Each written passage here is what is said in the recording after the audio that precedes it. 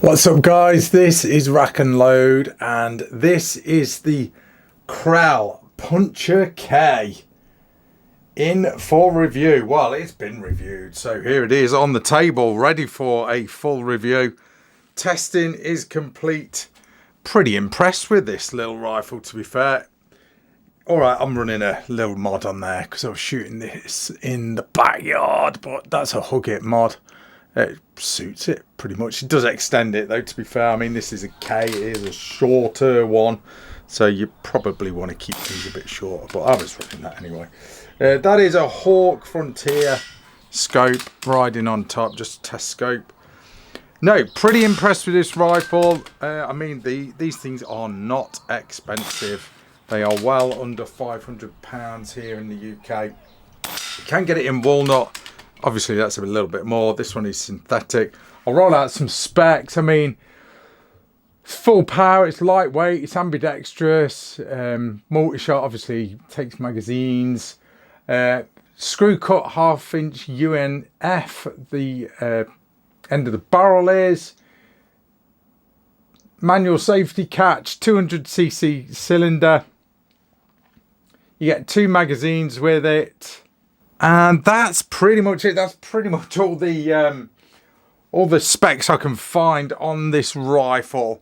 Weight wise, I don't really know the weight on it. I've not weighed it. I'll give you some sort of specs though, as far as, so what's that? It's going to be 34 inches or 880 mil long.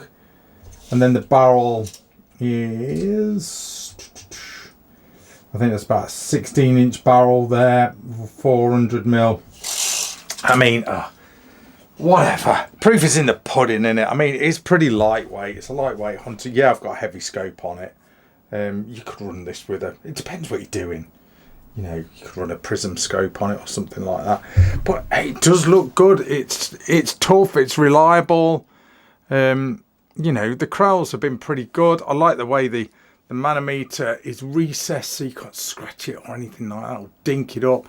Your fill area is in here. Let me so take that off, and then you just got your normal sort of Foster. Oh, knocking the camera about. Sorry guys, making you guys dizzy. So yeah, you've got that. That's not nice. That's metal as well. There's the cylinder. Picatinny rail already fitted on the bottom, so you can sort of throw on a bipod or whatever, biathlon style cocking lever, and it doesn't wobble about. It feels solid. I've cocked that now. I'll put a safety catch on. It seems tough. It seems strong. You can use Picatinny or dovetail mounts on here because it's one of those rails that has both, kind of like that. Let's pull the trigger while it is cocked. I don't like leaving things cocked.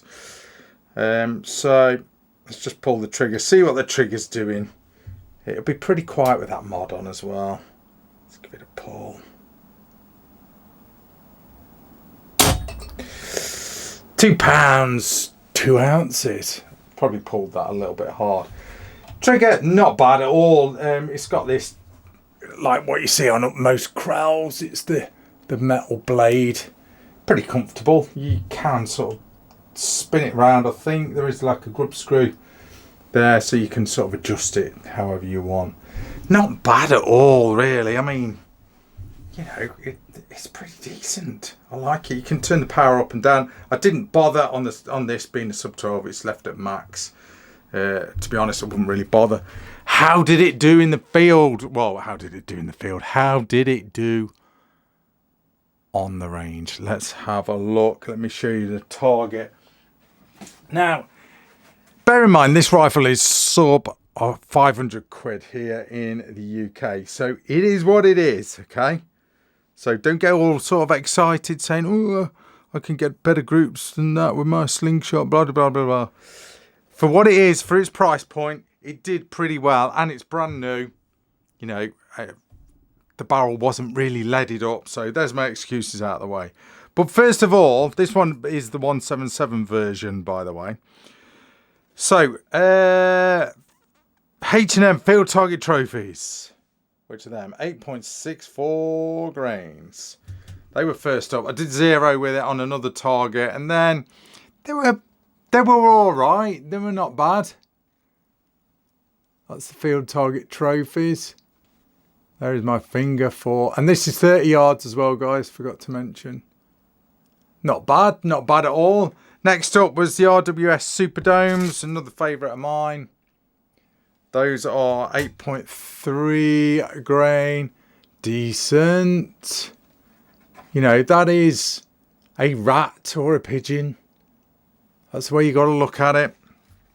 Next one's JSB Hades. These are dropping a little bit lower because they are heavy. So they're at 10.34 grain. These ones are dropping a little bit heavy. Dropping a bit heavy. Bit lower. A bit of a spread here and there. That was a good group. So I was running this moderator. So maybe that was affecting it. Don't know. Norma. Golden Trophy. These are my new favourite. 9.1 grain. These are dropping a little bit, but they were grouping nice. Starting to get some one-hole groups. Whether that is the barrel getting leaded up, I don't know. Or it's just like in these pellets. And then QYS. Pretty decent. Usually have good results with these. These are the 8.48 grain. What? One-hole group. One-hole group. One-hole group. One-hole group. A bit raggedy. That is 3 shots. These are 3-shot groups, guys. That's a 3-shot group. And that is the 3-shot group. Very, very good indeed. H&N Field Target Power. These are the copper coated ones, I guess. Not bad. 8.88 grains. Sorry, 8.8 grain. Kind of weird. It didn't like these very well. These were going, yeah, they were dropping low, which I found weird. And I had full, you know, I had plenty of air in the tank. But the first one went high, and then they started dropping low. I could kind of sort of see them sort of going like this down range. And then that was a good group, but they were just dropping low. I couldn't understand that. And then last but not least, I used some Air Arms Diablo Field, 8.4 grain. They were all right. But they were the selection of pellets I used anyway. So it is what it is, you know. Like I say, this is not a £1,000 air rifle or a £2 grand air rifle. You see plenty of those on this channel. This did pretty good accuracy wise. Manual safety catch. I'm sort of bouncing around on how I'm doing this here as far as reviewing it. Going from one end to the other, and then accuracy and whatever. Look at that adjustment in the stock. I kind of like that. That's pretty cool.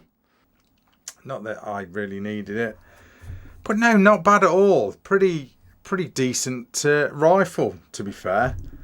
You know, for its price point, we've always got to sort of bear in mind price point. That's what it's down to. If this was like a £2.5 grand rifle and I was getting real shitty groups, then yeah, I'd be moaning. But it's done pretty well with a variety of pellets. Let me show you the box. So here is the box. Kral Arms, quite a shiny cardboard box. Oh, I need to show you the mags as well. This is the box. I mean, this one was sent to me. This is kind of on loan from Range Right here in the UK. Shows you some of the different Kral PCPs. Oh, I like that, you know, the Empire X. I've actually got one here coming up for review. Oh yeah, stay tuned.